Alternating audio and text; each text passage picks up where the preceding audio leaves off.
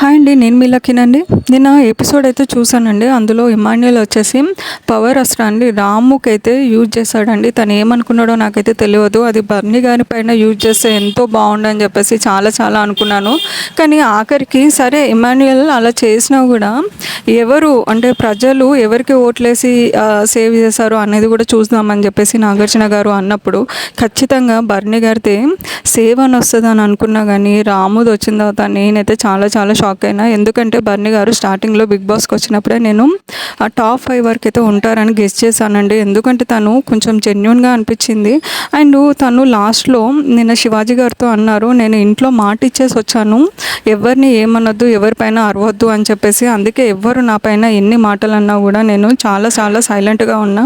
దివ్య నా చెల్లెలండి. తను వచ్చిన తర్వాత అందరూ నా పైన బాల్స్ ఇస్తుంటే తను మాత్రం ఆపింది.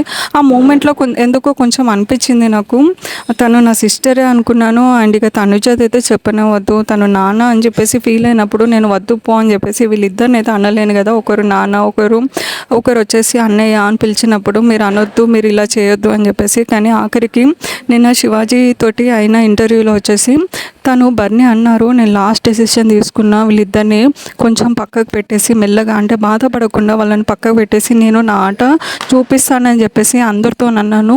నేను అన్నానో లేదో అసలు నేను అనుకోకుండా ఇలా ఎలిమినేషన్ అవుతానని, అండ్ ప్రజలు నా ఆట నచ్చక నేను నచ్చక ఇలా చేసి నన్ను బయటికి పంపిస్తారని నేను అస్సలు ఎక్స్పెక్ట్ చేయలేదు అని అన్నారు.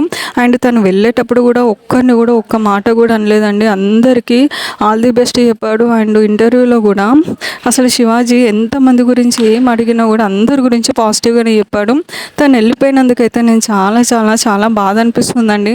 తనని పవర్ అస్త్రా ఇచ్చి అసలు సేవ్ చేస్తే తన ఆట ఏందో తర్వాత అయినా తెలిసేది కదా అనిపించింది. ఎందుకో చాలా బాధ అయితే అనిపిస్తుంది. మీరేమనుకుంటున్నారు? కామెంట్ సెక్షన్లో కామెంట్ చేయండి.